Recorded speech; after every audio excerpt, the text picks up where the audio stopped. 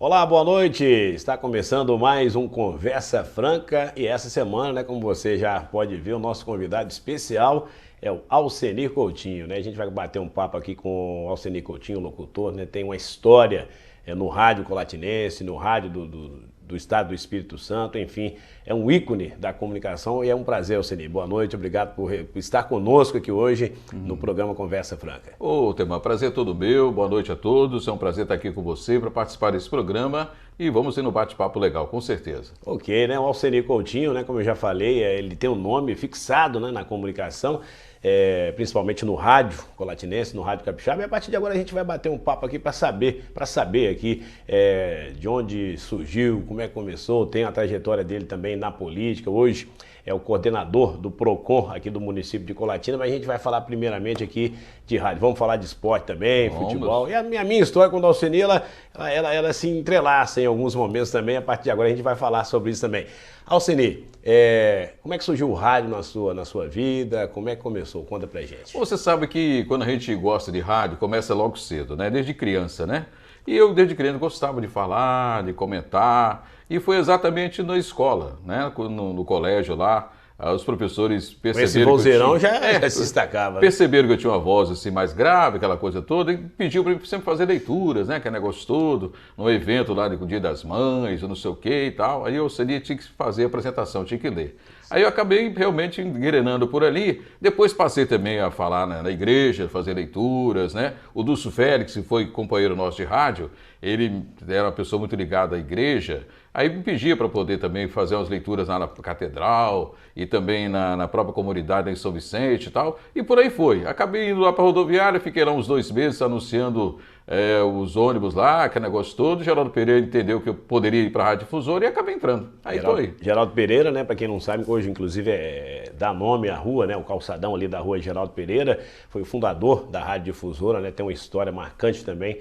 Então começou ali, né, nessa questão vindo da juventude, passou pela rodoviária anunciando ônibus, eu também anunciei ônibus ali na rodoviária, vale lembrar dessa situação.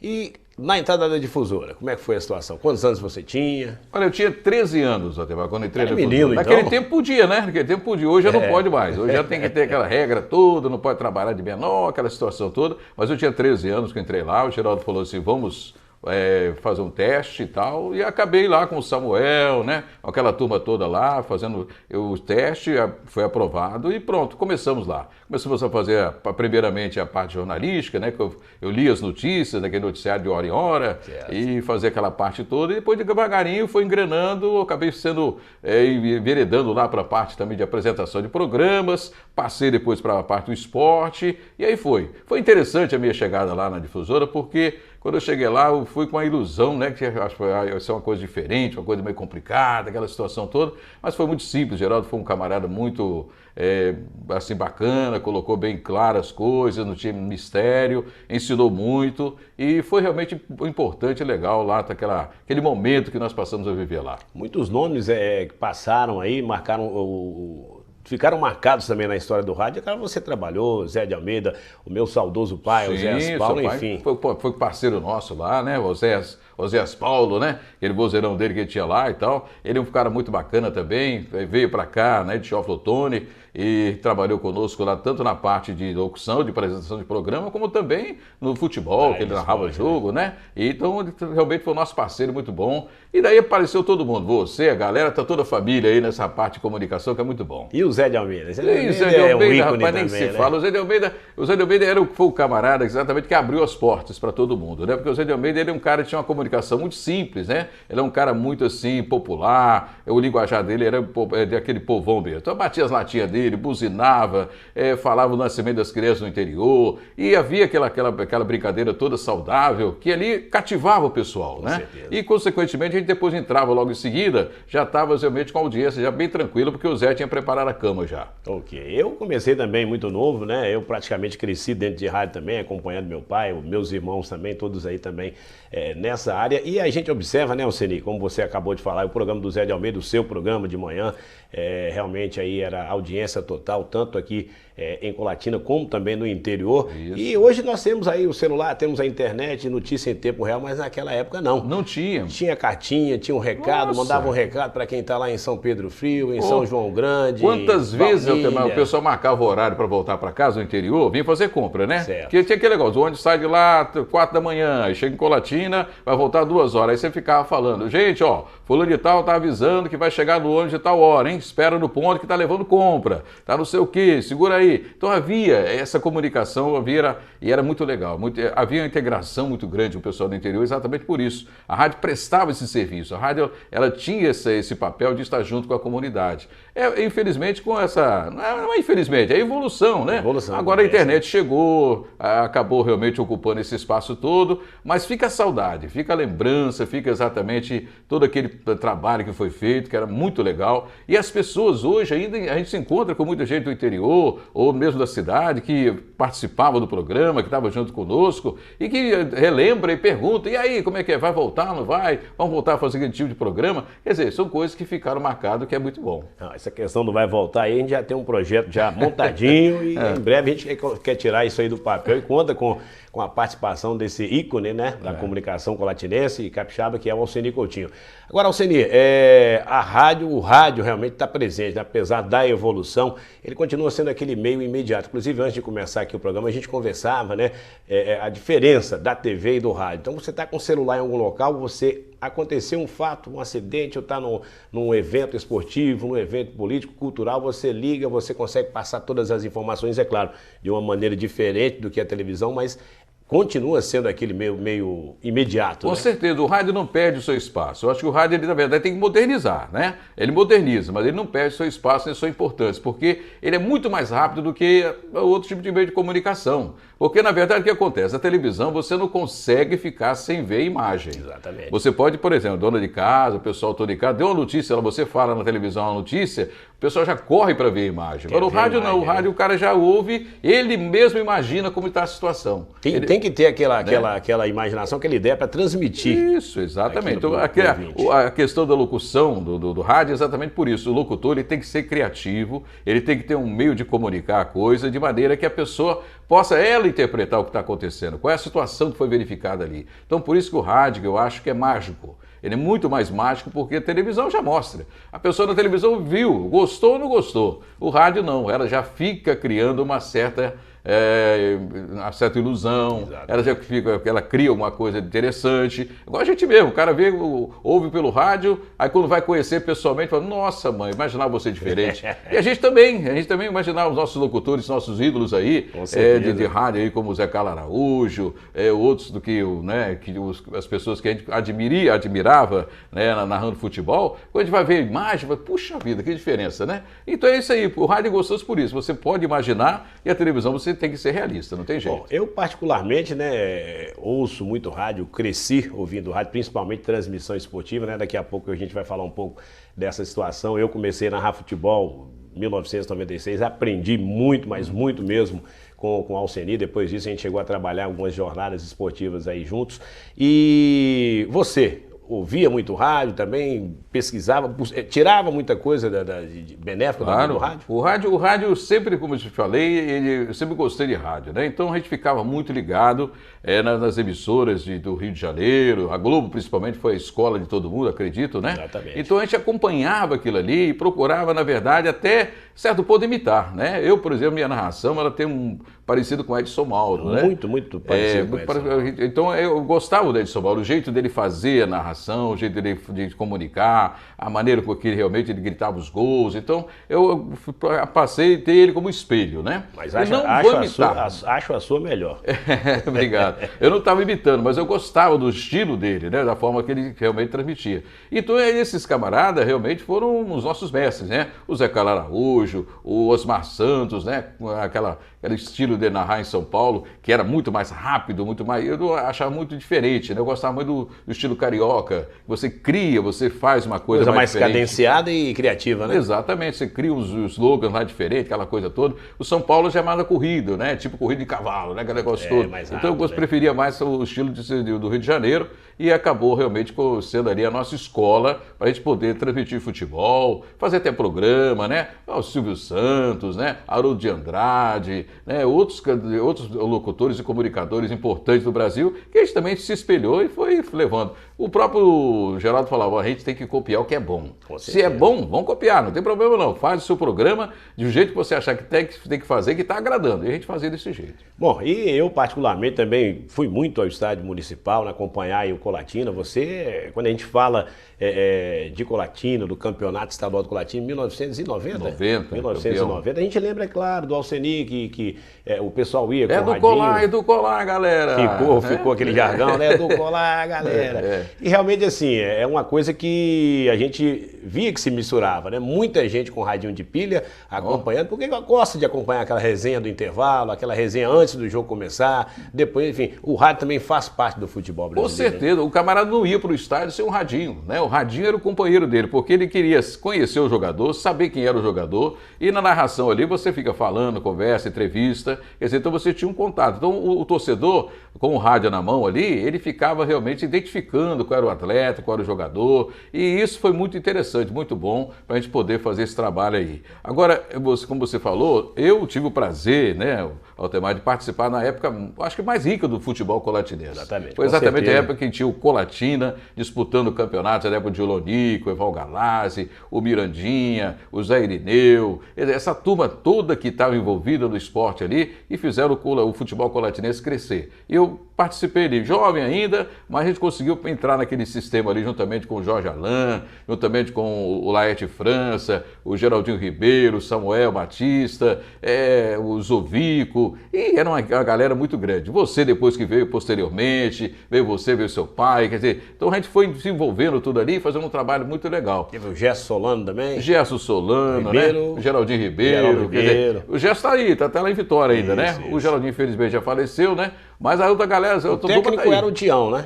O Tião Batista, o pai do Cirilo. Pra quem não sabe, é o pai do Cirilo. É o pai do Cirilo, que ele era o técnico lá da rádio. Então, essa turma realmente, nós criamos uma amizade muito grande e foi feito um trabalho muito legal no esporte da cidade, né? E o Colatina culminou sendo campeão estadual lá em Guarapari, num jogo extremamente disputado, muita pressão, né, torcida, aquela coisa toda, e quando chegou aqui foi uma festa maravilhosa. Eu lembro que eu acompanhava essa turma ali, porque meu pai fazia parte pegou uma parte dessa equipe esportiva 1020, né, 1020. Como era chamado na época, eu menor de idade ainda, né, o Alceni já trabalhava na narração e às vezes eu acompanhava, após os jogos ali, o pessoal parava ali onde é o Irajá hoje, antigamente era Aquários, né? Aquários, tinha aquela resenha ali, o pessoal tomando, eu ficava só no refrigerante naquela época. É verdade, era bom ali, é bom. Eu sou um garotinho ainda, mas eu participei daquele negócio, né? Estava naquele momento lá. Não, você, a diferença de idade é muito pouco. Eu digo assim que eu ainda era menor de idade, mas o Alceni começou muito novo, com 13 anos de idade, já trabalhava. Pois e era legal, a gente realmente fazia aquilo ali, todo mundo se encontrava lá depois de jogos, batia um papo, havia uma confraternização muito grande. E além do futebol em si, também eu peguei uma época muito legal que foi o futsal. Nós tivemos aí a FADIC, né, disputando o campeonato, Taça Brasil, disputou a Taça Brasil aí, foi lá para o sul do país. Nós estivemos acompanhando, a difusora acompanhava aqueles jogos.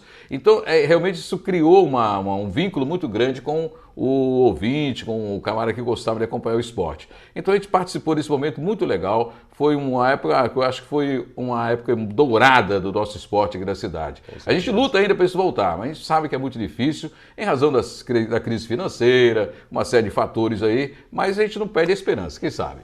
Alceni, vamos agora aqui a um rápido intervalo, mas não sai daí não, porque daqui a pouco a gente vai falar ainda mais aqui sobre a passagem do Alceni, né? Relembrar o programa, quais eram as atrações, falar um pouco mais também aqui de jornadas esportivas e, é claro, a passagem de Alceni também, que tem um nome marcado na política colatinense. Não sai daí não, porque o Conversa Franca volta daqui a pouquinho.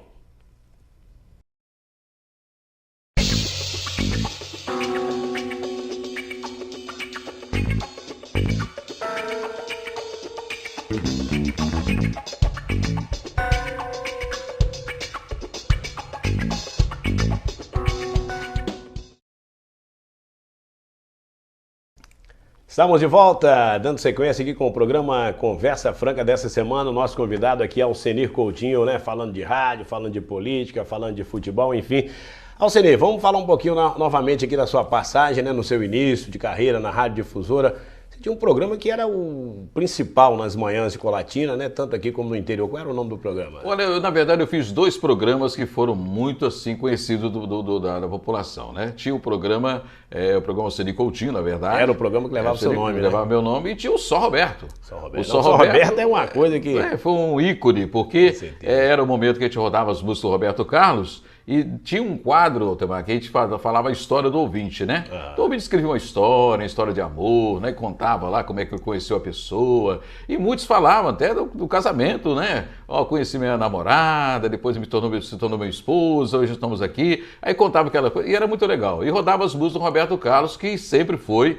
ele é capixaba e sempre foi realmente um dos cantores preferidos do Brasil. Então, realmente, esse programa foram 2 programas que marcaram a época aí, que o pessoal não esquece. Eu, de vez em quando, me pergunto, e aí, e o Só Roberto, como é que tá? Eu falei, tá isso aí, vamos, quem sabe, voltar com o Só Roberto, né? Porque aí é um cantor que agrada todo mundo pelo seu estilo de música, né? E isso é um capixaba também, né? Era realmente uma marca, né? Só Roberto, o pessoal ficava aguardando ali para saber quais seriam as músicas, né, do rei Roberto Carlos daquele dia. A gente sempre fala muito aqui da Rádio Difusora, é claro, né, que foi a pioneira nessa questão de rádio. Hoje a gente tem aí a nossa aqui da Rede 5, que é a Massa FM, temos a Litoral, temos a 97 FM, enfim. Mas a gente fala sempre aqui da Difusora, né, nesse bate-papo com o Alcenir, porque realmente foi ali que tudo começou, a rádio aqui em Colatina. Eu me lembro que eu chegava lá, né, acompanhei um pouco dessa história, porque meu pai trabalhava também na equipe, e eu me lembro, Alcenir, hoje a gente tem um aplicativo de telefone, a gente manda mensagem, recebe mensagem do ouvinte, enfim, do telespectador, mas eu me lembro que a gente subia a escada ali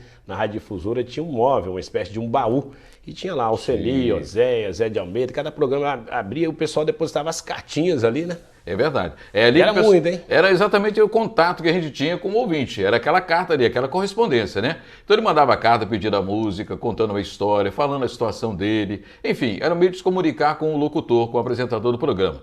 E a gente tinha aquele baú ali, aquela entrada ali, exatamente com isso, né? E sempre todos os programas eram muito procurados, né? A quantidade de cartas dos programas eram maravilhosas, né? A gente não tinha como participar do programa por telefone ao vivo, ainda tinha essa dificuldade. A tecnologia não tinha chegado nesse ponto ainda. Mas aí, aos poucos a gente foi conseguindo ter um outro ouvinte participando e tal. O Zé de Almeida, por exemplo, para ele ter uma criatividade que ele tinha, o que ele fazia? Ele levava um gravador nas festas do interior, aí fazia o tal do correspondente musical. A pessoa lá, ele gravava, a pessoa falava o nome dela, eu sou fulano de tal, moro aqui no Córrego das Piabas, eu gostaria de ouvir a música lá do Altemar Franco, não sei o que lá e tal, aí cantava a música lá. Aí eu quero cantar uma música. Então ele pedia a música ali e o Zé de Almeida reproduzia aquela gravação lá no programa, como se fosse assim, ao vivo, né? Então era a maneira de você ir criando as coisas, procurando inovar, para trazer novidades, né? E foi realmente uma época muito interessante isso aí. E a gente fez o programa depois com alguma participação no Só Roberto, que foi o programa que teve primeiro os ouvintes participando ao vivo por telefone e batendo um papo ali direitinho. Substituiu, na verdade, o Só Roberto, o programa do Samuel, que era um programa muito conhecido, que era o Samuca Show. Certo. Então o Samuca Show, ele era o ícone da rádio, era o programa que mais as pessoas ouviam, que o Samuel hoje está em Linhares. Está em Linhares, está lá firme e forte, né? Além de Samuel se apresentar, colocar música, ele tinha entrevistas, então ele fazia um programa bem solto, bem ali, eclético. Bem dinâmico então, também, né? Bem dinâmico, e acabava realmente, precisava de um programa que viesse suprir aquele horário das 11h40 até 1h da tarde. Certo. Aí então falou com o geral, vamos criar um Só Roberto, um programa diferente e tal. Aí ele, não, tá lá, carta livre, carta aberta para você fazer. E nós fizemos e deu certo. Graças a Deus foi muito sucesso e foi muito legal. E realmente, como você falou, aquelas correspondências ali, era exatamente a forma que o ouvinte tinha de se comunicar com a gente lá. Contato com o ouvinte era por ali realmente. E tem outros nomes também que marcaram a época ali, a gente pode colocar aí na questão da locução Jones Rufino. Teve lá também o Carlos Cavalcante, Maria Nery, Paulo Maciel. Não pode... Nossa, banho. Aquele programa era sábado à tarde, Recordações? Recordações musicais. Era o tal do soleado ali à vontade. O Maciel rodava o soleado, o Francisco Oco ali, que era terrível, né? Ô, Maciel, hein? Aí não teve marca registrada, né? Isso, aquilo era a marca registrada dele lá. Então rodava cantava muito aquela música, o pessoal gostava muito, né? Então o Maciel fazia um programa muito bom lá, um grande locutor também lá na parte de apresentar o jornal. Então é um cara perfeito, o Cavalcante, quer dizer, eu acho que o Jones tinha um horário no meio de semana à tarde, né? O Jones também tinha o Boa Tarde, Meu Ouvinte. Isso. Boa Tarde, Meu Ouvinte, o programa lá que ele fazia. Então a equipe era muito legal, a equipe era muito boa. A Ave Maria, Ave Maria também marcou, né? O Zé de Almeida fazia, o Geraldo também de vez em quando apresentava a Ave Maria, e nas férias do Zé de Almeida a gente dava uma substituída lá, aquele negócio todo. Quer dizer, no rádio você tem que fazer de tudo, exatamente, né? Você tem que fazer tudo. Eu tive a passagem pela Rádio Difusora, eu cheguei a fazer a Ave Maria, meu pai também fez, enfim, realmente são momentos marcantes. No domingo, a gente voltando a falar de esporte também, tinha um programa, né, inclusive do saudoso, Domingos Alfredo Loss. O nome do programa era o Bate-Bola Musical, não é isso? Musical, Exatamente, isso aí, gostava de ouvir aquele programa também na cidade. Não, o Loss, ele era muito assim, ele é um cara que pesquisava muitas coisas, ele levava muito troço interessante, curiosidades lá no domingo à tarde, antes da transmissão dos jogos. Então ele começava o programa por volta de 1h, né? A gente começava a transmissão lá para as 3, 3h30, com os jogos. Antigamente eram 5h, né? Exatamente. Não era como é hoje, 4 horas, 9h40 da noite, não. Era 5h, futebol que acontecia. Então, nessa preliminar, ele fazia esse programa e que levava novidades e fazia um programa bem interessante ali, até a gente começar com a transmissão esportiva. Bom, e o detalhe do rádio, né? Eu peguei aí a época do vinil, do compact disc, depois do CD, MDV, hoje está tudo digitalizado, computador, você deixa aí uma programação, fica até 24 horas, né? Isso. Sem ter ninguém dentro do estúdio, mas a questão do futebol, inclusive eu também fiz plantão esportivo, era complicado, porque hoje você tem internet, você abre um site lá e o site dá todas as informações em tempo real. Você tinha que ficar com o rádio ligado numa emissora, outro rádio em outra, jornal, tá ali para buscar aquelas informações. Era bem complicado. O né? José Carlos Marianelli, eu acho que foi o cara que mais ele é mais completo essa parte. Ele era terrível. Ele conseguia, como é que ele conseguia as informações, né?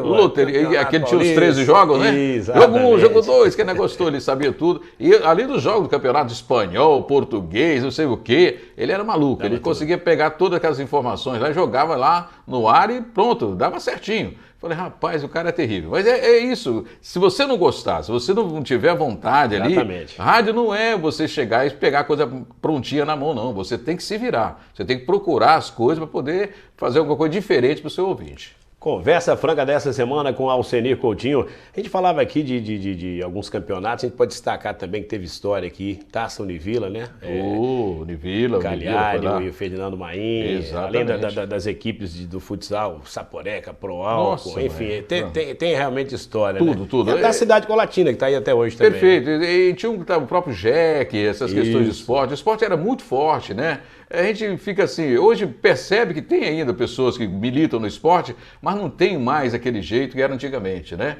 Falta alguma coisinha ainda, mas a turma está aí trabalhando, eu vejo todo mundo se dedicando, né? O pessoal que trabalha com as equipes esportivas aí, tentam fazer, né, a cidade manter essa tradição, mas aquele tempo foi uma época muito legal e a gente espera que volte, viu? Volte porque a cidade gosta de esporte, a gente sabe que Colatina gosta de esporte, o torcedor vai ao estádio ou vai ao ginásio, ele acompanha, então a gente precisa resgatar isso tudo aí, e aí que eu falo, Temar, a imprensa tem um papel fundamental nisso aí, por isso que eu acho que a gente que lida com isso, com a imprensa, com a parte esportiva aqui do rádio e da televisão, tem que também ter essa preocupação de voltar a divulgar essas atividades que aí estão. Porque na medida que você divulga, você motiva as crianças a praticar o esporte, o pai vai acompanhar. Então tudo isso aí é uma coisa puxando a outra, né? Agora, se a imprensa não fala nada, a coisa fica quieta, vai passando, e infelizmente a coisa fica realmente morna. Ok. Agora, Alcenir, você tem uma passagem também na política, né? Inclusive até hoje, foi vereador por 2 mandatos. O primeiro mandato foi muito novo. 82. Eu tinha 22 anos. 22 anos de idade no primeiro mandato. Eu e o meu amigo Sérgio Meneghel fomos mais jovens vereadores naquela época. O Sérgio também foi o primeiro mandato dele junto com você. Primeiro mandato, exatamente. Então nós fomos eleitos naquela época, né? Ele tinha 23, 24 anos e eu tinha 21. Fomos mais jovens lá na Câmara, lá naquela 82 fomos eleitos lá, né?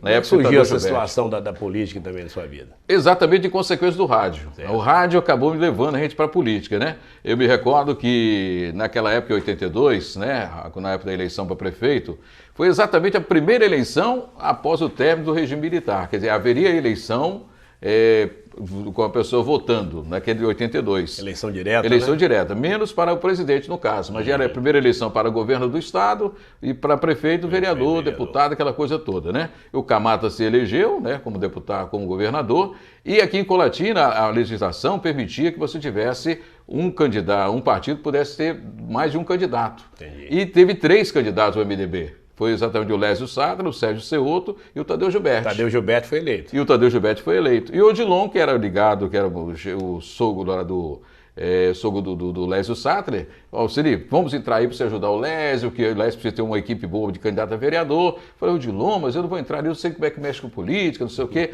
Aí ele insistiu e tal, aquela coisa toda. E formamos uma equipe lá, eu acabei entrando, foi o 4º mais votado. Deu certo. Teve 1.053 votos lá, rapaz, foi uma surpresa. Falei, gente, e acabou dando certo, daí nós fizemos um bom trabalho. Eu acho que foi uma legislação boa, junto com o Tadeu Gilberti. Muita coisa Colatina conquistou naquele período. Eu sempre digo que a administração dele foi uma que fez um divisor de água, né? Ele quebrou umas certas coisas, mudou e tal. Como foi depois também, mais à frente, o Guerino também, que foi um outro que foi eleito, mudando uma situação que tinha no panorama, mas que realmente fez a cidade crescer, né? E foi bom, foi legal. Eu então fui em 82 até 88, aquele mandato foi de 6 anos, certo. E depois voltei aí em 2012, né? Naquele período de 2012, também com o prefeito Leonardo Bituski, aí nós fomos também vereadores de Colatina. Bom, para você ter uma ideia, né? Hoje a gente vê aí um vereador sendo eleito com 1.000 e poucos votos. A gente falou, o cara foi mais votado em 1982. Alceni teve 1.053 votos para vereador. Tá de parabéns, realmente.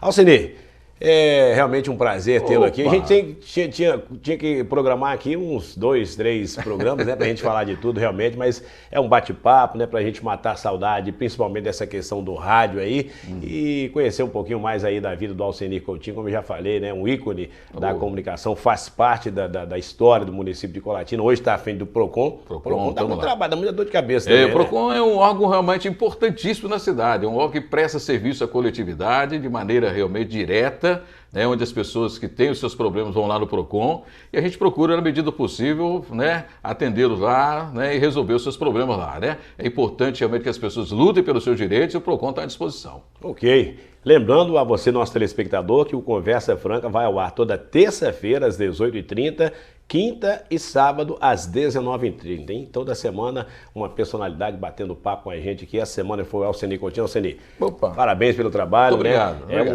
Realmente, eu digo, né, uma pessoa que eu me espelhei muito, aprendi muita coisa e realmente aqui a gente só tem a agradecer a participação do Alcenir com a gente e, é claro, de tudo que ele já fez aqui por Colatina e região. Muito obrigado. Eu estou à disposição, agradeço aí o carinho, a atenção de todos vocês e parabéns pelo programa. Realmente é importante ter um programa assim que divulga a cidade e as suas pessoas também. Um abraço. Ok, Alcenir, mais uma vez obrigado e é claro, né, você acompanha também com a gente porque toda semana tem uma personalidade diferente aqui no Conversa Franca. Boa noite e até a nossa próxima edição.